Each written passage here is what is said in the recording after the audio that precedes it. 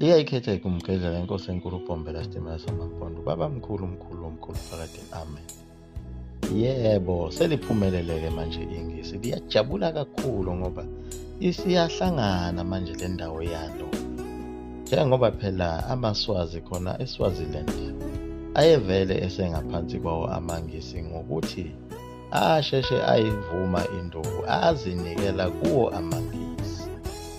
Azinikela kungakafiki ngisho yona impi yasesandlwana lena. Ayesevele ebonile ukuthi azophela isibhaxu. Kodwa uZulu yena wayesiphazamiso esikhulu sokuthi bekwazi phela ukuhlanganisa kahle indawo phela bona abaseBritain. Njengamanje izinkunzi sezimbili esibayeni esisodwa ngoba uZulu usenqotshiwe. Sekusele la amabhunu-ke manje okumele kube yiwona abadidinga ngayo phela iplani ngoba phela ingisi lihlale njalo liqhamuka namaqhinga ngamaqhinga. Ngoba naye inkosi yamakhukhune, inkosi yabaPethu sekhukhune phela. Naye phela ngithi bagcine bemnqobile ngalesa sikhathi beze beyopika wona amaswazi okuyiwona abanesandla esikhulu ukuthi kunqotshwe inkosi usekhukhune. Eyayihlakaniphe kakhulu futhi eyayimngani wakhe uCetshwayo. Ngoba phela ngalesa sikhathi sempi yasesandlwana kunengxenye yamangisi eyayigade yona inkosi usekhukhune ukuthi ize ingangeneleli ezimpini zakwaZulu ukuthi ilekelele phela uCetshwayo. Ngoba phela amangisi ayazi kahle ukuthi uma uCetshwayo eke wahlangana nosekhukhune kuyobe kubhujile. Kodwa into eyayibulala iqhinga likaNkulunkulu lapha yiko ukuthi amabhunu ayengenabo ubudlelwane obuhle kanye nawo amaPedi. Yiyo-ke lento eyiphazamisa lonke leli cebo eyayenza ukuthi kuvuleke intuba ukuthi la mangisi eza nobubi akwazi ukungena. Kanti ukube inkosi usekhukhune yayinobudlelwane obuqinile nawo amabhunu njengaye uCetshwayo naye wayesenabo ubudlelwane kanye nawo amabhunu, ngabe amangisi awazange akwazi ukuba asinqobe. Nawo amaswazi okube nawo agqisha naye usekhukhune bese kuba amabhunu kanye nawo amaZulu ngaphansi kwayo inkosi uCetshwayo ayengeke azalibone elidlalayo. Amangisi phela asebenzisa zona izizwe zabantu abamnyama ukunqoba izimpi zabo. Njengoba naso isilwa uDinezulu njengoba kade silwa zonke lezi zimpi ebesizilwa nawo amangisi besithi sibhekene nengisi sibe siphunga amadube esandlwana. Abantu abamnyama phela bakhe ngaphesheya komthavunya kanye nothukela. Amazemtiti phela yiwo lawo ayesedle kakhulu amathe abelungu engafuni nakumbona umuntu wakwaZulu ukuthi nangoke lo muntu webheshu thina sesiphucuzekile sigqoka amasundu singamazemtiti. Khona uZulu wakwangamnambithisisa kahle umnyamana kanqengelele inkosi phela yamaShenge ngenxa yokuthi yathumela phela undodana wayo uTshanibezo ngalesa sikhathi impi iphakathi lapha yayihlathini kwaCeza. Okwakungaqondakala ukuthi wayeyokwenzani mayifike elunguza ebona impi ibambene ajike futhi aphindele emuva angalekeleli. Leyo ndaba yafike yaba indida kakhulu ukuthi wayezokwenzani. Kodwa uTshanibezo phela wahamba wabuyela kuye umnyamana kanqengelele ehambisa umbiko ukuthi ufice impi idudulana.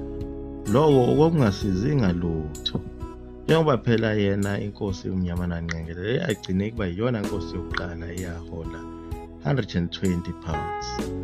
Okwakuyimali yayinkulu kakhulu noma wayihola ngonyaka kodwa yayinkulu kakhulu ngalesa sikhathi. Leyo mali phela u60 pound kwakuyiholo lakhe njengenkosi ngonyaka bese kuthi lo munye u60 pound kwakuyiholo lokumncephezela ngenxa yokuthi walahlekelwa isikhundla sakhe sokuba undunankulu kwaZulu. Ngenxa yazo lezi wishiwishi ezazikhona zazo lezi zimpi zakwaZulu ezinye zazo wayengahambisani nazo ngoba wayesebona ukuthi seliliningi kakhulu igazi selichithekile futhi lezi zimpi ngeke zisalawuleka.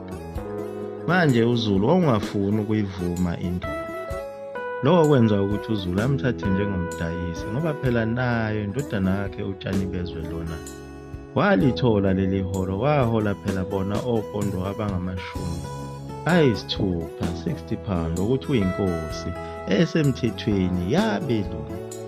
Kodwa phela ithongo nomvelinqangi umenzi wezulu nomhlaba uyatitinyana phela, njengoba phela ekade titinye yena uZulu owayekade edle ubukhosi bakaQwabi, wamtitinya ngenzalo wazala amawele uPhunga noMageba. Wathi uPhunga kufanele azale inkosi lutho ukuzala abantwana, kwaze kwalandwa uMageba ukuthi azomzalela abantwana. Nakhona kwaButhelezi yaphinda futhi yaxhuma leyo nduku kuyo inkosi uTshanibezwe lapho ingasabatholi abantwana. Ngakho phela ukuqumba kwazo izinyanya zakwaZulu inqumbo yeminyaka ngesenzo sabo esabonakala njengako ukudayisa, lapho umntwana wakhe umnyamana phela uTshanibezwe engasabatholi abantwana. Lapho uTshanibezwe azacela kuye phela umfowabo naye owayeyinkosi yamaShenge ukuthi ngelekelele mfowethu ungiphe noma oyedwa nje umfana ozongibhekela amathole. Kwelapho-ke umfowabo-ke ongumkhandumba wagcina emnikeze umfana lona wagcina eseqandwa ngako ukuthi ungumathole phela ngoba wayefikele khona ukuzogada wona amathole, okuyena wagcina ezale umntwana wakaPhindangene. Nawo phela amaBhunu wayesesizini olufanayo nawo amaZulu kanye namaPedi. Njengoba lokho kuyingisi wakhipha lonke ulimi lolu kuhalela phela le ndawo lena yamaBhunu, ngoba inhloso yawo enkulu yamangisi yiwo ukuthi kuyembathe yonke iSouth Africa ibe ngaphansi kweBritain. Manje amaBhunu lawa ayenesibhaxu kakhulu ngoba wake bawatitinya izikhashana eziningi phela wona amangisi mayethi ayazama ukuzofaka ikhala lawo.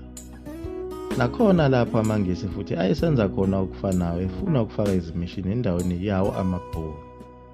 Bese beqhamuka nale ntela yabo engekho emthethweni ukuthi kuthi endaweni yakho befuna ukuzokukhokhisa intela, ebese befuna ukuzokulawula ngemithetho yabo, njengoba babenza phela khona kwaZulu. Benza iqhinga lokuthi ugcine uze ucasuke belokhu bekuhlokoloze njalo ukuze uzogcina usungene kuyo phela impi.